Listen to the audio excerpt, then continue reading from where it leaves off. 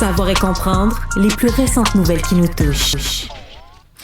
Eh bien, portons notre regard, Olivier, d'abord sur ce qui se passe au Moyen-Orient, parce que les attaques revendiquées par les Houthis en mer Rouge, entre autres, de un, font grimper le prix du baril de pétrole, et on est très loin d'assister à une désescalade. Ouais, les Houthis, j'aimerais juste rappeler, c'est qui ça, les Houthis? C'est une organisation politico-militaire chiite zédite implantée au Yémen, qui sont alliés à l'Iran. Ça, il faut le répéter.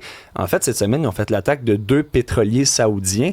Leur première raison, c'est en raison du blocus contre les navires saoudiens. Toutefois, on apprend que c'était prévu quand même depuis longtemps, que c'est un geste stratégique avec Téhéran, l'Iran, et c'est au détroit de Bab el-Mandeb. Ça, c'est le détroit un peu plus au sud-ouest, donc de l'autre côté de la botte, on pourrait dire, sur la carte. Et en fait, dans ce coin-là, c'est quand même 4 à 6 millions de barils de pétrole qui passent à tous les jours. Donc, quand on dit un geste stratégique, ce l'est réellement. Et là, le prix de l'essence ici, frôle toujours les 2 $, mais le baril de Brent a dépassé la barre psychologique des 100 $ hier. Là, toutefois, c'est stabilisé aujourd'hui, mais on peut quand même prévoir une montée de l'essence prochainement, ou du moins pas de diminution.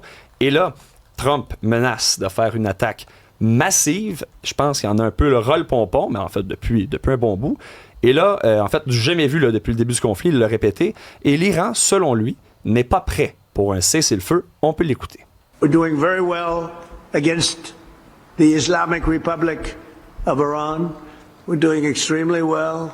They would like to do something, but I say they're not ready yet. They need more of the same.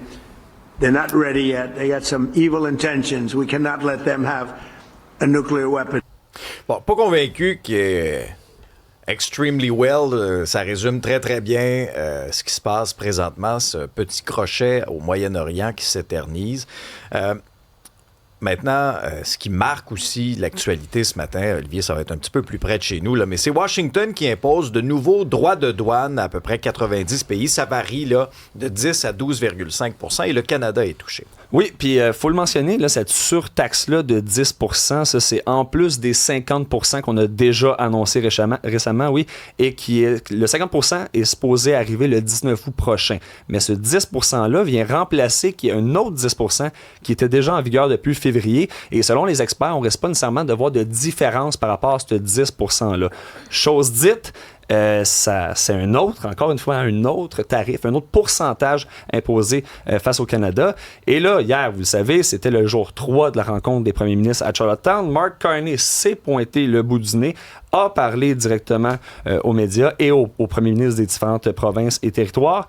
Et il n'est pas du tout prêt, en fait, à y aller avec des représailles. On peut l'écouter. Le Canada va faire tout ce qui serait nécessaire. Mais ça dépend des résultats des négociations avec les États-Unis.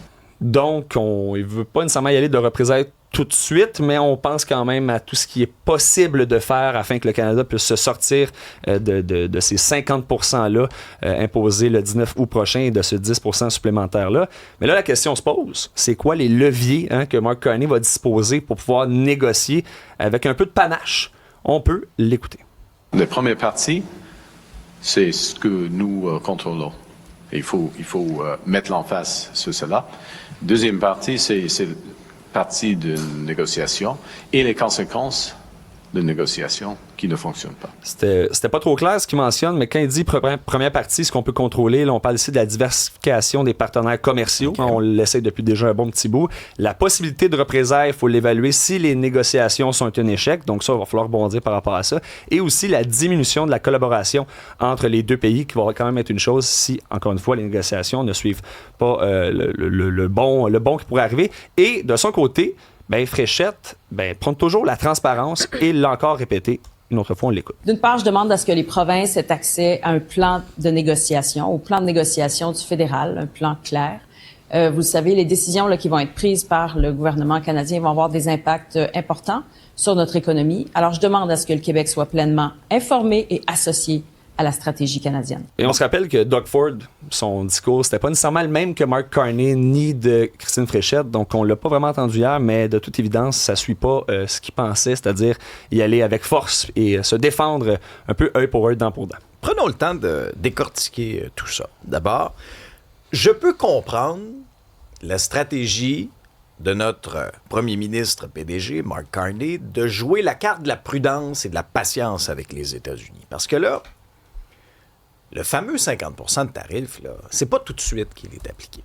Hein? C'est dans 30 jours. Ben, un peu moins maintenant, mais c'est dans 30 jours. Alors, tu sais, c'est comme au poker. Là. Montrer nos cartes tout de suite, ça aurait été un peu illogique. Carney a laissé le jeu ouvert en disant il n'y a rien qui est exclu. À court terme, je pense que c'était la bonne chose à faire. Maintenant, ce que j'ai pas aimé voir, moi, cette semaine, c'est l'espèce de petite entente sur le côté en ce qui concerne le pont Gordie Howe. Puis aujourd'hui, c'est une journée importante, là. C'est l'inauguration du pont Gordie Howe, ce pont qui relie le Michigan, l'Ontario, qui a été construit quand même au coût de 6,4 milliards de dollars. Et ce sont les Canadiens qui ont payé pour ce pont-là. Ce ne sont pas les Américains. Or, Trump était mécontent de la situation. Pourquoi? Bien parce que juste à côté, il y a un pont qui appartient à une famille proche du président. Fait que là, ça faisait comme une concurrence, là. Alors, Trump a renégocié une entente avec Mark Carney.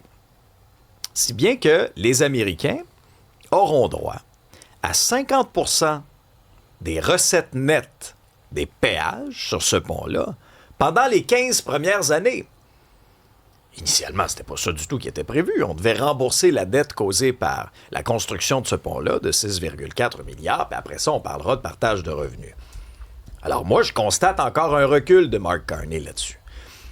Mais est-ce qu'on en a vraiment pour notre argent à chaque fois que le PM Carney recule? Ben non. Parce que regarde, il a reculé sur le pont, il n'y a rien qui a changé. Il a reculé sur la taxe sur les géants du numérique, il n'y a rien qui a changé.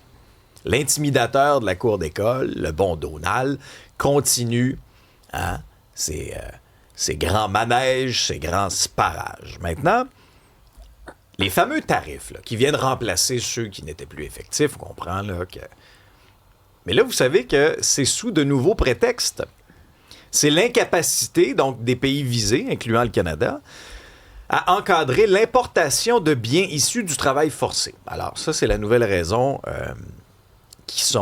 qui est évoquée par les États-Unis. Réaction de Dominique Leblanc, qui est ministre fédéral responsable du commerce. Lui n'est pas surpris, affirme que le Canada possède un des régimes les plus solides au monde contre le travail forcé et promet la poursuite des discussions avec les Américains dans les prochaines semaines. Alors, on vient un peu décrédibiliser la raison, mais on ouvre la porte quand même à la suite des négociations. Tu me parlais de Christine Fréchette. Vous savez que Mme Fréchette franchit un cap important, là. Les fameux 100 jours de Mme Fréchette comme première ministre du Québec. Et c'est une bonne occasion, je pense, ce matin aussi, pour regarder un peu le chemin parcouru. C'est-à-dire que Mme Fréchette, à mon avis, a réussi quand même à se positionner vraiment dans son rôle de première ministre. Elle a réussi à établir son leadership également. On l'a souvent qualifiée de première ministre hyperactive. Bon, il y en a qui l'avaient qualifiée de beige pendant la course à la chefferie. Moi, j'aime mieux parler de première ministre hyperactive dans son cas depuis sa nomination. C'est une annonce après l'autre, là. Ça a même été tourné un peu en dérision de la part de certains partis d'opposition. C'est Duhem, à un moment donné, qui disait « Ne soyez pas dupes, là, laissez-vous pas acheter finalement par toutes ces annonces-là. » Et elle aura réussi aussi à faire du nœud avec du vieux, en quelque sorte. Elle qui a revampé la marque caquiste, un nouveau logo. On l'entend de moins en moins dire la CAQ ou la Coalition Avenir Québec. On parle souvent de la coalition. De nouvelles candidatures qui ont été annoncées. Je pense que de toutes les formations politiques récemment, c'est la coalition qui a réussi à tirer davantage son épingle du jeu. Beaucoup de candidatures féminines. Ça, il faut le noter aussi, là. Je pense que sous le leadership de Mme Fréchette, il y a une priorité, des candidatures de qualité qui sont annoncées. Il faut aussi revenir sur certains moments plus difficiles. Entre autres, vague de départ. On comprend que là, on a essayé de nous spinner. Ah, vous savez, M. Dubé, c'est un changement de garde. Oui, je veux bien. Mais tu sais, je veux dire, t'as des gros canons qui sont partis. M. Bonnardel, t'as M. Boulay, bien sûr. Le ministre Mathieu Lacombe également, qui était apprécié de tout le milieu culturel. Et ça a été, à un moment donné, 2 semaines très difficiles où c'était des annonces coup sur coup. Puis là, nous autres, on regardait ça, puis là, on se disait, OK, ça va être qui aujourd'hui qui va s'en aller? Des réponses aussi en commission, parfois de Mme Fréchette, très évasives. Là. Souvenez-vous de son échange avec André Fortin, qui est un habile parlementaire chez les libéraux. Et là, il picossait, là. Il a picossé sur la dette nette du Québec, et puis là, Mme Fréchette avait mal paru de ce côté-là. Mais le véritable test, là, ça va être dans à peu près une semaine. Au retour des vacances de la construction, là, lorsqu'on aura un peu plus la tête à la politique, là, c'est là que là, les choses à vitesse grand V devront s'accélérer. C'est vrai pour tout le monde, c'est vrai pour la CAQ, c'est vrai pour les autres formations politiques. Mais c'est sûr que ce qu'on a reproché, entre autres, à la CAQ, c'est l'inaction dans les régions. Les régions se sont senties abandonnées et dans tout ce qu'elle a promis dans les dernières semaines, quand on regardait ça, puis c'est le journal qui avait fait une espèce de maquette, il y avait une affaire promise dans chaque région du Québec. Là. Il y avait quelque chose, des annonces par-dessus annonces. Fait que ça aussi, ça a été pointé du doigt. Tu disais, l'électorat, tu sais, ça paraît que la campagne électorale s'en vient. À suivre. En même temps, si elle faisait rien, on lui reprocherait de rien faire. Je suis comme partagée par rapport à elle. Mais tu sais, Isabelle et moi, on vient des régions du Québec. Toi, t'es plus urbain? Rive-Sud. Ouais, c'est ça. Le Grand Montréal. On sort pas trop loin. Le Big Montreal. Le Grand Montreal. Mais c'est vrai que ça a été un reproche qui a été fait à la CAQ, ça. Les régions, puis écoute, moi, de l'Abitibi-Témiscamingue se sont dessus, pas sentis abandonnés par Legault puis sa gang, tu sais, au fil des ans. C'est quand même assez impressionnant. C'est une histoire, Olivier, qui est en une du journal ce matin. Des entrepreneurs exaspérés par la lenteur de la police qui, essentiellement, ont fait l'enquête eux-mêmes pour retrouver leurs biens.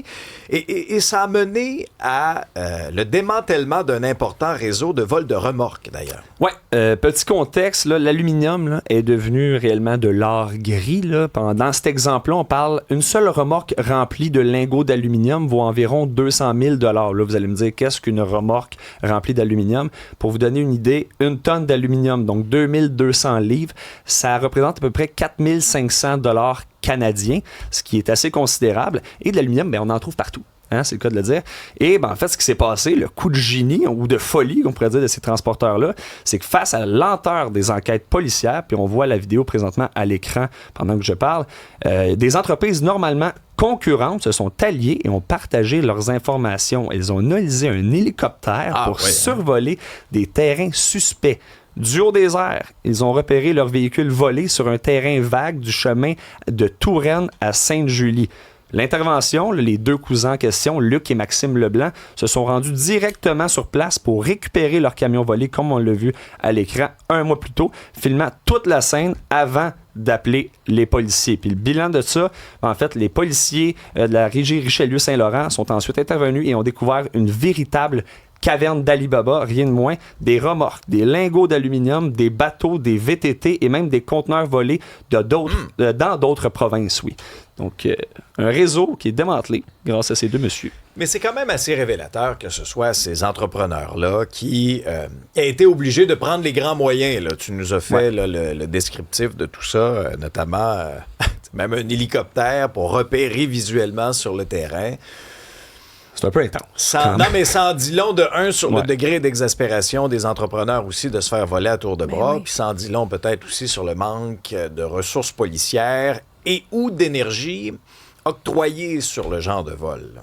T'sais, on se souviendra, tu sais, au plus fort des vols de véhicules au port de Montréal, ça c'est un autre enjeu, mais souvent les gens disaient je le sais, il est où mon truck? Il est là. Il est au port. Ah ouais, mais là, on peut pas aller le chercher. Puis là, c'est compliqué. Puis là, après ça, c'est pas nous qui avons juridiction au port. Puis là, ça taponnait. Puis après ça, première affaire que tu voyais, ton GMC Yukon, il était rendu en Arabie. Ben, c'est sûr que c'est pour ça qu'il y en a autant. Voilà. Scène culturelle, Isabelle, on apprend qu'il y aura un registre de condoléances pour le grand Marc Messier qui nous a quittés cet été. Ça avait été annoncé dans les dernières semaines, mais là, au moins, on peut le faire maintenant. On peut aller en ligne. Pas évident à trouver. Là, vous devez prendre un article de nouvelles qui a parlé de ça puis cliquer sur un lien. C'est pas, je trouve, user-friendly, comme on dit en bon québécois.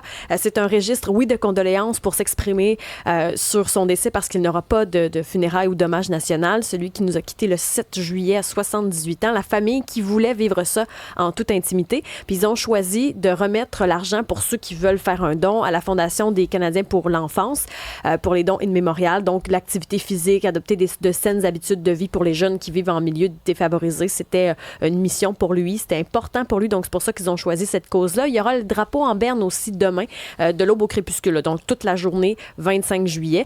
Je trouve que c'est une belle initiative, mais je trouve qu'on devrait peut-être se servir de ce départ-là pour fixer des règles claires quant aux hommages et aux funérailles nationales, parce que c'est très arbitraire. On ne sait jamais sur quel pied danser, puis c'est comme si parfois, parce qu'on honore quelqu'un puis pas l'autre, c'est comme si l'autre valait moins. C'est un bon point que tu soulignes, puis... tu sais, des fois, ça peut être le souhait de la famille de faire ça de manière un peu plus discrète. Mais je me suis posé la même question, même quand Michel Côté est décédé ou quand d'autres. Tu sais, qui décide de quoi? Oliver Jones hier. Oui, non, c'est ça. Tu sais. Alors, oui, moi aussi, je serais en faveur là, de barèmes un peu plus clairs. Puis après ça, en fonction des critères, qu'on l'offre à la famille. Puis si la famille dit, ben nous, on préfère faire ça entre nous, tu sais, il faut respecter ça, c'est correct aussi. Tu sais, Marc Messier était quand même quelqu'un d'assez discret aussi dans sa vie personnelle. Et en terminant, Olivier, quelques manchettes de soccer. Oui, soccer, les Roses de Montréal ont remporté hier. On n'en parle pas assez, selon moi, là, mais ils n'ont pas remporté. Ont perdu, mais il faut en parler des Roses, oui. Ont perdu 2-0, une première demi qui était très serrée hier contre Toronto. Toutefois, en deuxième demi, on parle de 2 buts consécutifs de l'équipe de Toronto. Et pour les gens qui s'en vont au stade Saputo demain, je tiens à rappeler, Lionel Messi ne sera pas de l'Inter Miami demain. Prend du repos en Argentine et son père a des problèmes de santé. Présentement, c'est Jorge, son père, qui est présentement au lit. Il est pardonné.